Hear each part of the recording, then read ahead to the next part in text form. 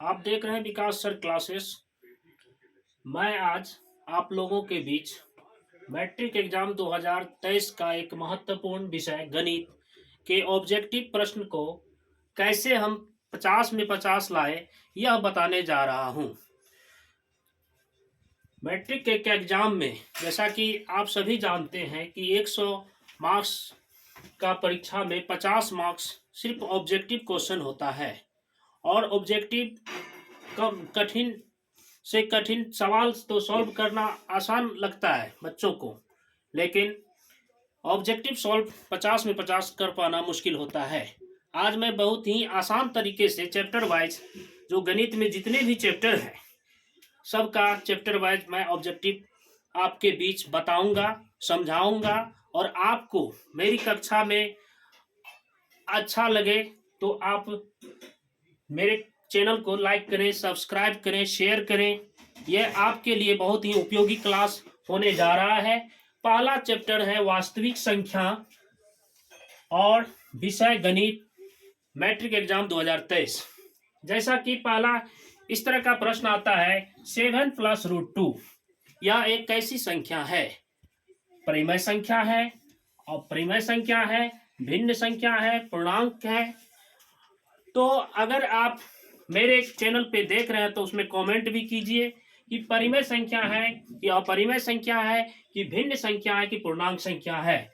जैसा कि 7 + 3√2, यहाँ 3√2 एक अपरिमेय संख्या है। 3√2 परिमेय का जोड़, परिमेय का घटाव जो भी रहेगा उसे हम अपरिमेय संख्या ही मानेंगे। इस तरह यह एक क्या संख्या है? अपरिमेय संख्या है। और आगे क्वेश्चन है 4/π एक है परिमेय संख्या, अपरिमेय संख्या, वास्तविक संख्या या पूर्णांक। जहां तक पाई के बारे में आप पढ़े होंगे कि पाई एक अपरिमेय संख्या है। तो पाई अपरिमेय संख्या है तो पाई के साथ अगर गुना हो, भागा हो या जोड़ हो, वह अपरिमेय संख्या ही होगा। 4/π रहे या 4 + π रहे या 4π रहे या 4 - π रहे, सभी हम क्या मानेंगे? अपरिमेय संख्या मानेंगे। चूंकि एग्जाम में या आपको 4/π के जगह हो सकता है 4 + π दे, या 4 + π की जगह 4 - π दे, या 4π दे, या 3π दे, कुछ भी दे तो हम आंख मूंद के अपरिमेय संख्या पे टिक करेंगे। आगे एक क्वेश्चन है, इनमें कौन संख्या अभाज्य संख्या है? जैसा कि आप पढ़े होंगे भाज्य संख्या किसे कहते हैं, अभाज्य संख्या किसे कहते हैं। भाज्य संख्या जो 2 से अधिक संख्याओं से विभाजित होता है उसे हम भाज्य संख्या कहते हैं। अभाज्य संख्या जो खुद एक से या और खुद से विभाजित होता है उसे हम अभाज्य संख्या कहते हैं। जैसे कि 15, आप जानते हैं कि 15 किससे विभाजित है? 1 से विभाजित है, 3 से विभाजित है, 5 से विभाजित है। यह भाज्य संख्या हो गया। और दूसरा ऑप्शन है 12। 12 के बारे में आपको पता होगा, 1, 2, 3, 4, 6 और खुद 12, यानी 2 से अधिक संख्या से यह विभाजित है, इसीलिए यह भी अभाज्य संख्या नहीं होगा। आगे आते हैं 23। जैसा कि आपको मालूम होगा कि 23 जो है 1 और 23 खुद से विभाजित है। इस तरह हम पाते हैं कि यह अभाज्य संख्या 23 ही होगा। इस तरह सी ऑप्शन इसका सही होगा। 75 भी भाज्य संख्या है। आगे चौथा नंबर क्वेश्चन है आपके सामने, 22/7 एक कैसी संख्या है? परिमेय संख्या है, अपरिमेय संख्या है, पूर्णांक है या इनमें से कोई नहीं?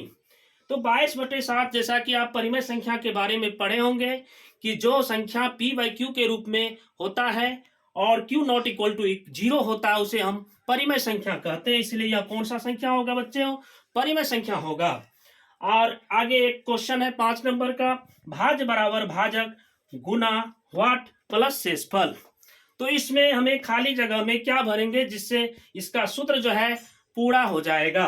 तो जैसा कि सभी आप पढ़े होंगे, भाज्य बराबर भाजक गुना भागफल जोड़ शेषफल होता है कि 5वीं कक्षा से ही आप अपने गणित कक्षा में पढ़े होंगे। यह सवाल बनाने के क्रम में यह सूत्र भाज्य बराबर भाजक गुना भागफल जोड़ शेषफल होता है। तो हम बी ऑप्शन इसका टिक करेंगे और यह सवाल सॉल्व हो जाएगा।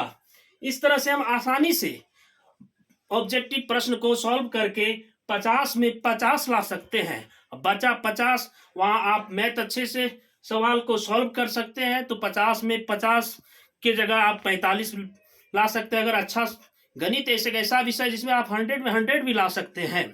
और हमारी कक्षाओं के साथ अगर आप जुड़े रहते हैं तो हम 100 में 100 नंबर कैसे लाया जाए, मैट्रिक एग्जाम में कैसे आप बेस्ट प्रदर्शन कर सकते हैं, यह हम आपको बताएंगे। आप हमारे चैनल को देखते रहे।